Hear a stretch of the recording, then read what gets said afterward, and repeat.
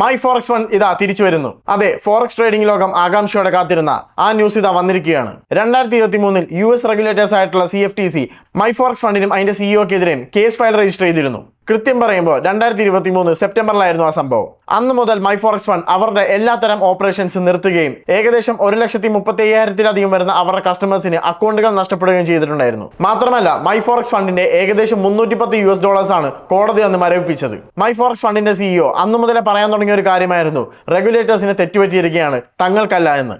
And finally ഏകദേശം 1.5 വർഷത്തിലധികം നീണ്ടുനിന്ന ഈ പോരാട്ടം അവസാനിച്ചിരിക്കുകയാണ്. അമേരിക്ക ബേസ്ഡ് ആയിട്ടുള്ള ഒരു ഫെഡറൽ ജഡ്ജ് ഈ കേസ് പൂർണ്ണമായും തള്ളിക്കളഞ്ഞിരിക്കുകയാണ്. കാരണം CFTC മൈ ഫോറക്സ് ഫണ്ടിനെതിരെ ഉന്നയിച്ച ഒരു കാര്യങ്ങൾക്കും കാമ്പില്ല എന്നാണ് ജഡ്ജി പറഞ്ഞത്. കഴിഞ്ഞ 1.5 വർഷത്തോളം മൈ ഫോറക്സ് ഫണ്ട് വഹിച്ച എല്ലാത്തരം കോടതി ചെലവുകളും CFTC തിരിച്ചു കൊടുക്കാൻ കോടതി ഉത്തരവിട്ടിരിക്കുകയാണ്. ഈ വാർത്ത അവസാനിച്ചിട്ടില്ല, ഒരു ചെറിയ ട്വിസ്റ്റ് കൂടിയുണ്ട്. ഈ കേസ് തള്ളിപ്പോയിരിക്കുന്നത് വിത്തൗട്ട് പ്രജുഡിസ് കാറ്റഗറിയിലാണ്. അതായത് CFTCക്ക് ഈ കേസ് ഫയൽ വീണ്ടും കുത്തിപ്പോക്കാനും മൈ ഫോറക്സ് ഫണ്ട് വീണ്ടും ഓപ്പറേഷൻ സ്റ്റാർട്ട് ചെയ്യാതിരിക്കാൻ എന്തൊക്കെ ചെയ്യാമോ അതെല്ലാം അവർക്ക് ചെയ്യാൻ സാധിക്കും.